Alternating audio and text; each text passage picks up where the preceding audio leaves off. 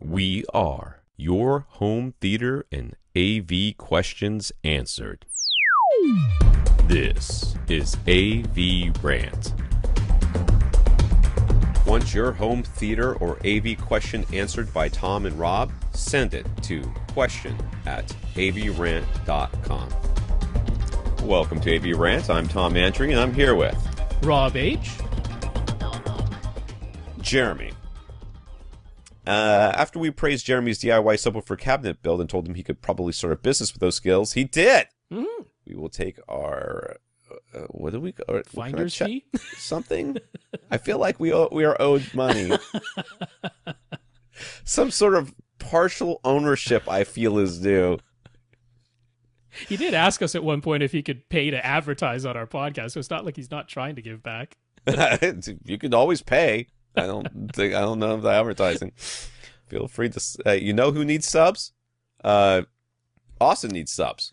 Yep. You want some subs reviewed? Send them to Austin. He'll review them for you on the podcast. There you go. Lee needs subs too. I don't care about Lee. Lee's dead. Lee's dead to me until he stops using the subs that are in those speakers of his. He's dead to me. What else is he supposed to do? I don't care. He keeps trying to justify it to me like it's a real thing. Oh man, wasn't quite expecting that. I'm sorry, Lee. I'm sorry Rob brought that out on air. Aired out our dirty laundry. Yeah, that was entirely my fault. Clearly, that's what I was aiming for. Good grief. Sorry. No, seriously, Lee. We love you, dude. But you need some subs. Anyways, so he's calling his business Porter Edwards, I guess is what it is. PorterEdwards.com. And Sound Beyond the Black Box. Boutique speakers handmade in the live music capital of the world. Not specific. I'm guessing that's... Where is that? Nashville? That's the first thing that came to my mind too. But live music capital? I mean, they have lots of concerts in Los Angeles and New York. Why weren't they the live music? Okay, whatever. Blah, blah, blah, blah, blah. And there's the email address here. Okay. He's building a house that would double as a showroom for his speakers, and he wants 3 different settings: a master bedroom, an open living room, and a dedicated theater. His goal is to have all of the equipment stored in the master bedroom closet and to be able to control all of the 3 systems from anywhere in the house using the Harmony Elite. He's already run HD Base T, which of course is dual Cat 6 to each room for the displays, with all of them home running back to the master bedroom closet. Now he's focused on the audio wiring. Mm-hmm. He wants the master bedroom to be a 5.2 setup. He wants both the living room and the theater to be 7.4.4 Atmos setups. Okay. He's wondering if he could get away with having only one Atmos receiver. Could he maybe use a model that has 11 amps built in that could power, say, theater all on its own, and then uses pre-outs to feed 11 external amps, which would power the living room. With everything together in one closet, how would we set things up? First of all, I don't necessarily agree that your theater. I think your theater should not necessarily both be 7.4.4. I would consider doing one that is a 0.2, 7.4, 5.2.2, or 5. You know what I mean? You got a 5.2 set up. Give them a middle range. This is what this is what people have in the bedroom too. I almost want to say your bedroom should be 2.1 or 2.0, and then do a 5.2 and then a 7.4.4. It's sort of the way I would do it. Although it's not like any of those can't be played in stereo. I understand that. I understand that, but I think that when people want to look into a room and they don't want to see you say, "We're really only using these speakers here," because they're not gonna believe you anyways. That's just not the way it works.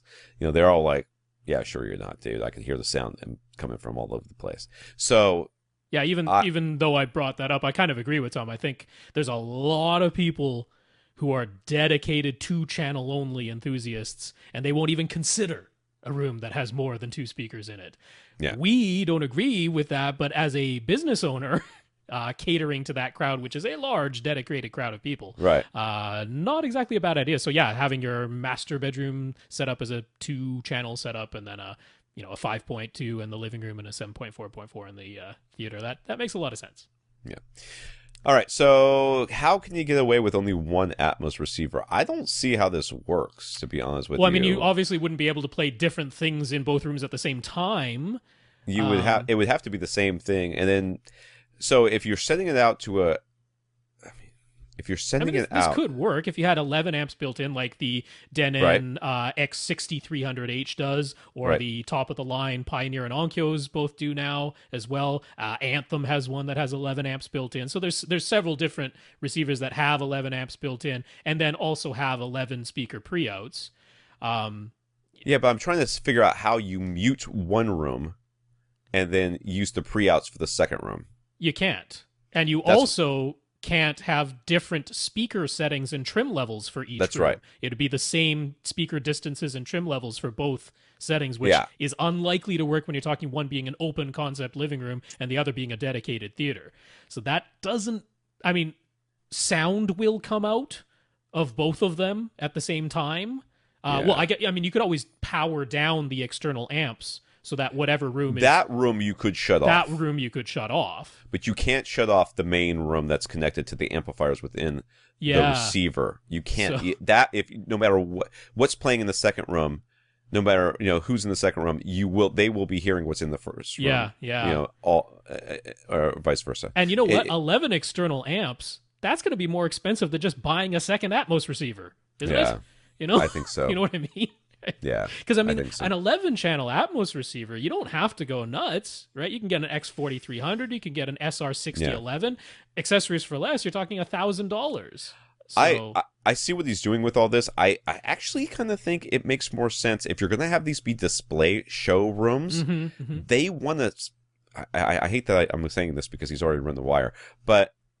they kind of want to see all the gear. You know what I mean? That's part of the experience. It's like, what are you using? You tell them you're using something that's in another room. He's so focused on aesthetics, though, with his speakers that maybe not. Maybe the crowd he's after is like, I just want the pretty aesthetics. So I can see that. That could be. I mean, if he's just showing off the speakers, too. Yeah. But you what he's selling honestly, are his speakers. You need to have sources in the room, though. Yeah. You have to have a source in the room. Unless it's all going to be off a server or a streaming service. But you have to have a source because people have to be able to bring their own stuff. I mean, why would anybody buy your speakers if they can't listen to music they're familiar with on it? It's either that or you have to go over to the bedroom and stuff. I think you need not a that source it's that in the hard room. to have a disc player in each room and then just have those wires going back to the processors. I mean, that's not super difficult. No, I'm not saying. I'm saying that's not on this little plan here that we're looking at. Yeah. So, I mean, if you really want everything in one closet, first of all, I think you need two different receivers. Number one, I think you should, for the 2-channel system, if you end up going that way, having the integrated amp or whatever it is in the room with it. I think that's part of the look that those people are looking for. Yeah. Get some tube amps. They love them tube amps. Love them tubes. Sitting on the floor. Yeah, cable risers. With cable risers just to cater. Buy some black garden hose, cut off the ends, and then stick your speaker wire through it. Stick your normal speaker wire. And then shrink wrap the end of it. Yeah, that's about right. I mean, yes, how would we go about setting things up? I'm kind of in agreement with Tom. I would have each room be independent because I would kind of like to be able to control each room. Like, what if you have 2 or 3 people who are all demoing at the same time? I don't want there to only be one remote control that has to go around everywhere and control I would rather just, you do what you do in this room, you do what you do in the other room. Yeah. To me, that's the simpler and I think in some ways more effective solution. Yeah. I get I think he's going after a really clean idea. Right? No, I get it. I get that too. But at the same time, I'm like, no. But I really do think if you're going to have the 2 Atmos systems, like I say, 11 external amps, that's not going to be cheaper than just getting a second Atmos receiver. Yeah. So I think that's the solution. Like I say, you don't have to go nuts with the second one. As far as controlling it all, you can do it with a single Harmony Elite with the hub, but you need some way of partitioning. I mean, if this is in a closet, you should be able to partition it somehow. You have those 2 extenders that come off of the main hub. So just make sure that all the equipment for each room is in a separate partition so that each one gets its own individual blaster. You can then control which devices come out of each extender blaster so that it's not the same commands coming out of everything. So that's all doable, but you would need to partition the closet in some way so that... if he's doing a 2-point something, a 5-point something, and a 7.4 point, 4, then he could actually have completely different manufacturer receivers for each one, so that he doesn't worry about that at all. Yep. You know, you could get like an Emotiva 2-channel something or other. I don't know if they make anything like that. Yeah. And then for the he still could be sharing sources or something like that, though. So. Oh yeah. Yeah. I don't see why not. I do think you really need to have at least a CD player in the room. The 2-channel system has to have a vinyl. It has to have a record player in the room. Yeah. For people to put their records on. Yep. And that's just me.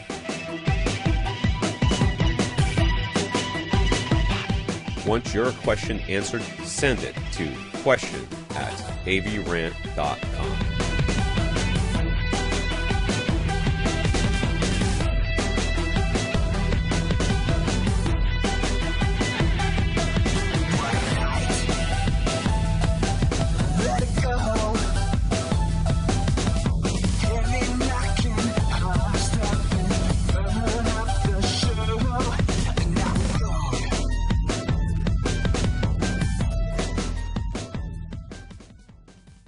This is AVRant.